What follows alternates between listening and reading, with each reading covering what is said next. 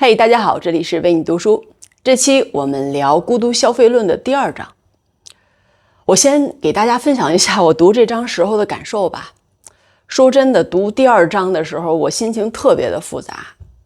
你知道那种感觉吗？就是你明明看到的是数据和分析，但心里莫名的就有点难受。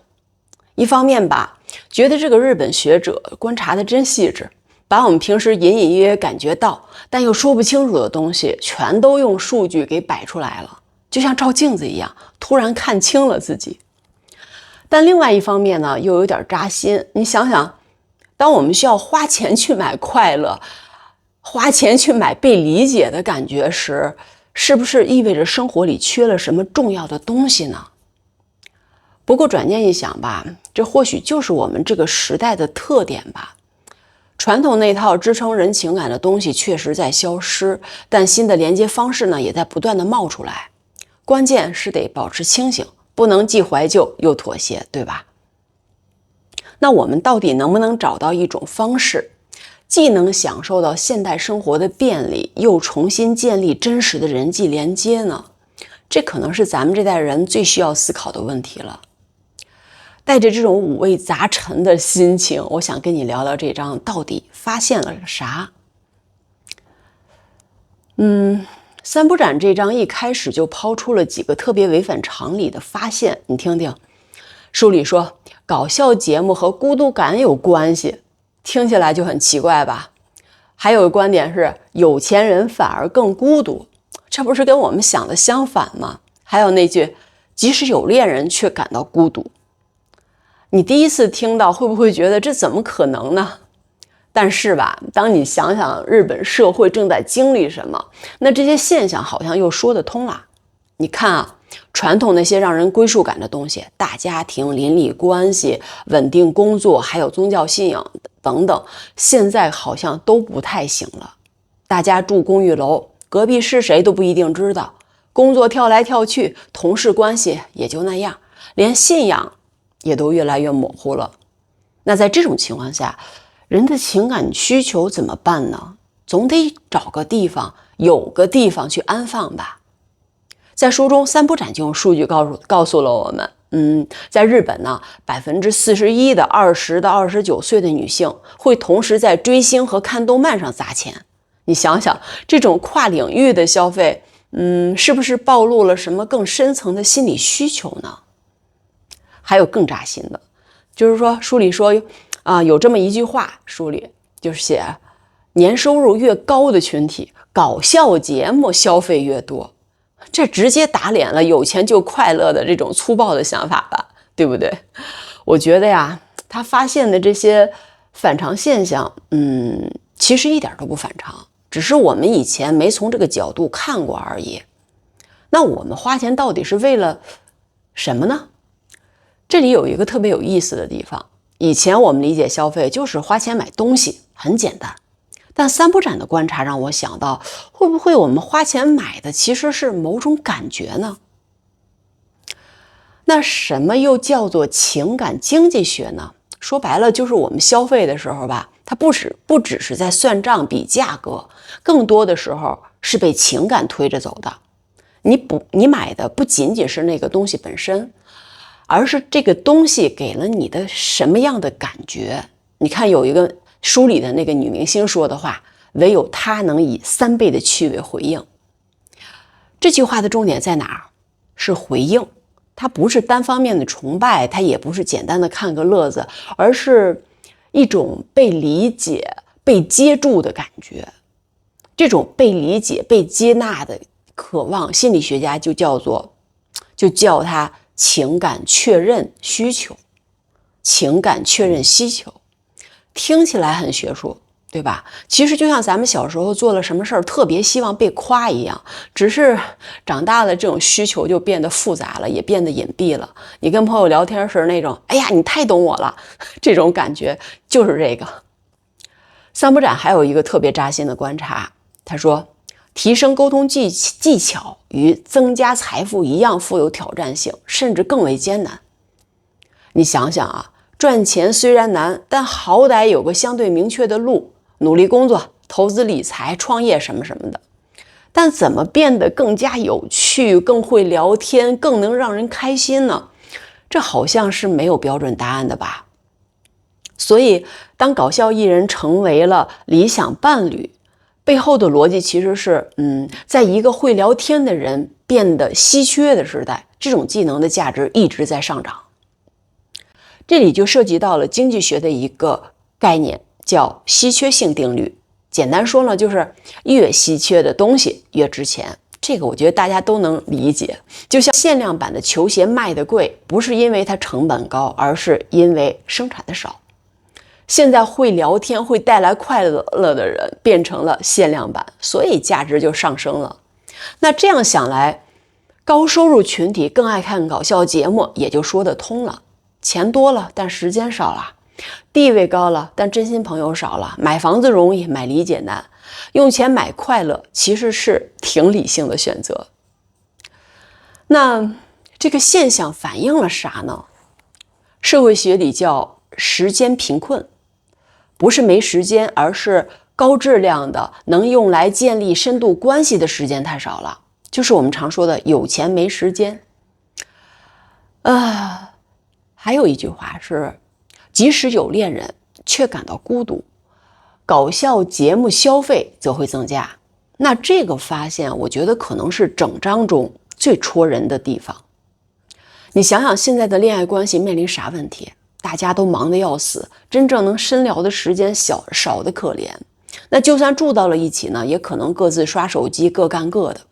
然后我们对感情的期待呢，又特别的高。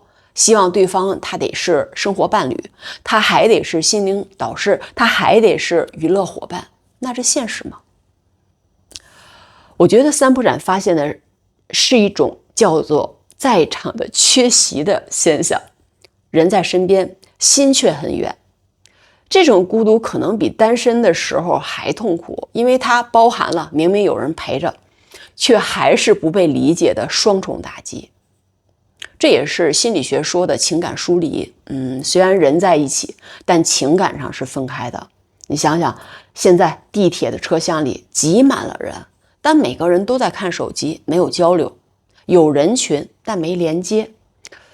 这种现象在现代社会越来越普遍，特别是在亲密关系中。社会学家就管这叫亲密关系的现代性危机。那这个词儿其实就是说，传统意义上的能给人情感支撑的亲密关系，在现代生活方式下遇到了各种的挑战，像工作压力大、沟通时间少、期望值过高等等。那所以呢，这个搞笑节目它成了啥？它成了一种没有风险的情感体验。你可以笑，也可以有共鸣，但你不用承担真实关系的那种复杂的责任。这种消费其实就是情感替代品，就像饿了吃零食顶一下，虽然不如正餐营养，但能暂时缓解饥饿感。还有一个层次的发现，就是三浦展在书中说，他发现了男的更爱看漫画，女的更爱看搞笑节目。那这男女的这种差异也挺有意思的。我觉得可能是这样的，女生从小呢就会被教育的要重视人际关系，所以她即使孤独了，她也还是希望通过社交化的方式来缓解自己的孤独。你像搞笑节目的这种现场感，还有群体的笑声，它就能满足女性她对集体归属的这种需求。这涉及到心理学的性别社会化这个领域。说人话就是，社会从小就在训练男孩女孩不同的行为方式。那女孩她就被鼓励表达情感，寻求帮助，重视关系。那男孩子呢，他就会被要求要独立，要坚强，要自己去解决问题。就像买玩具啊，女孩多数得到的都是洋娃娃，这个隐藏的是一种关系导向。那男孩子呢，他会得到像玩具车这一类的玩具，那这个隐藏的是一种独立探索的一种想法和引导。那咱们再说这个兴趣上，男生更习惯的是独立处理问题，所以偏向个体化的方式。沉浸在漫画或者游戏中，在这种虚构的关系中去寻找慰藉。这就让我想到个问题，我们是不是从小就被训练成了不同的孤独处理方式呢？书里还有一个更扎心的发现，就是上层女性对搞笑节目的消费特别多，高收入女性常常面临成功女性的孤独困境，职业上成功了，但可能是牺牲了传统女性社交网络为代价的。所以呢，女生用钱来买笑声，买那种暂时的轻松感。这种困境在社会学里叫角色冲突。简单说就是一个人需要同时扮演不同的角色。你比如说职业女性和传统女性，她要同时具备这两个角色，但这些角色的要求却又是非常矛盾的。就像演员同时演两个性格完全不同的角色，它是这个挑战有点大，很难去兼顾。还有书里的，我还想说说书里的那个吉本兴业株式会社他们做的一个定居艺人，因为这个团队特别擅长搞笑节目，所以他们做了一个叫定居艺人的项目。就这个项目让我想了很久，它表面上看是一个文化产业的搞地方化的那么一个节目，但让我觉得本质上是在做一个更深刻的事情，重新去激活地方社会的怎么说呢，就是地方社会的人与人之间的温度。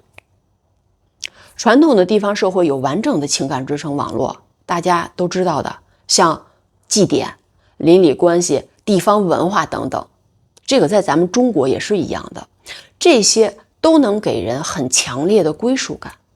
但现代化这些就把这冲散了，年轻人都跑到大城市去了，留下的都是空洞的地方。那书中这个定居艺人的这个项目的做法就很聪明，它不是简单的恢复传统，而是创造新的连接方式。搞笑剧院就成了新的社区中心，笑声重新把人连在了一起。那这就让我想到了一个更大的问题，当传统的社会结构解体后，我们到底失去了什么？又该怎么重建呢？三不展在这本书这一章的最后提到，搞笑节目等消费正替代传统信仰消费。这个观察让我琢磨了好久。你想啊，宗教它可不只是精神慰藉，它其实提供了一整套的支撑系统。定期的仪式给你归属感，稳定的社群给你社交网络，清晰的价值观给你人生意义，困难时候的辅导还给你心理支撑。那现在呢？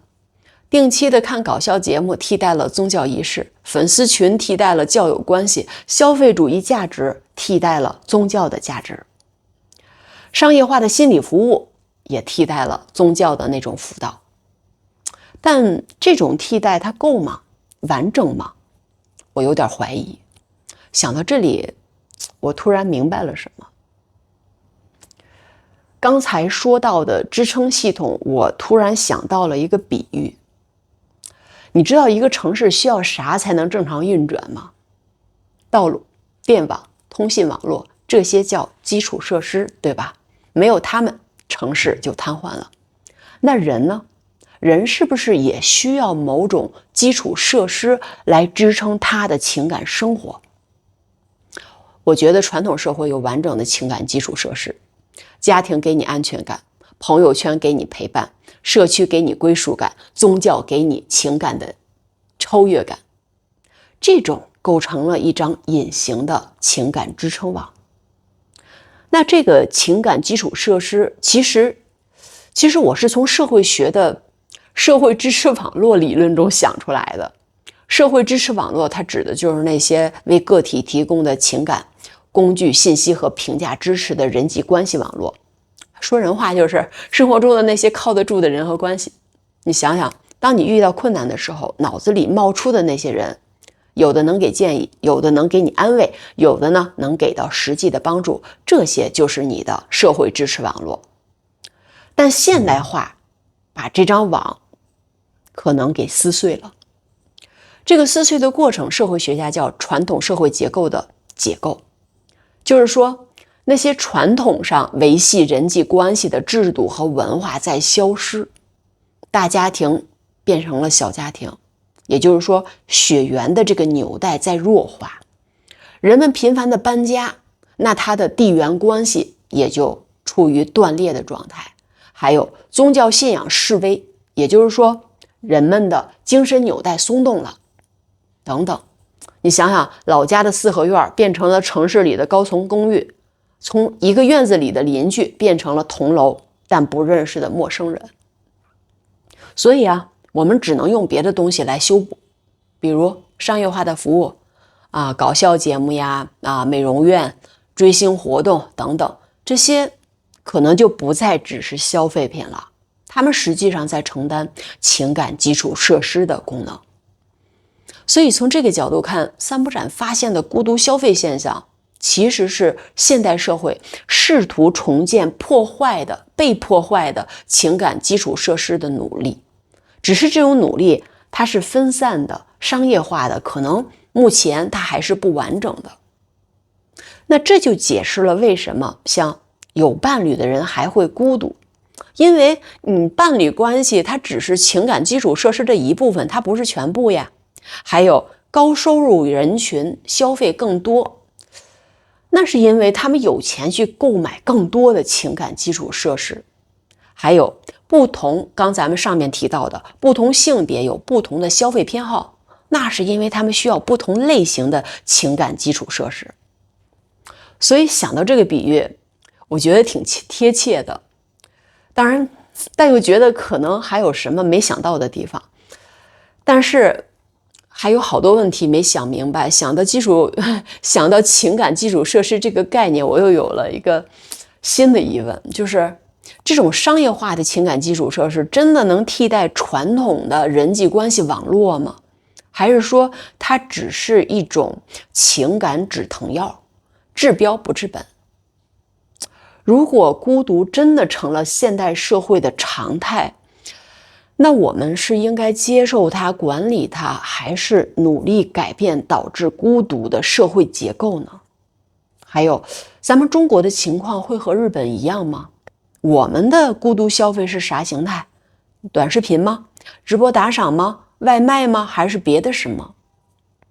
或许答案并不重要，重要的是保持这种思考和观察。毕竟理解自己所处的时代，可能比找到完美的解决方案更重要。答案还在路上，但至少现在我们知道该往哪个方向看了，对吗？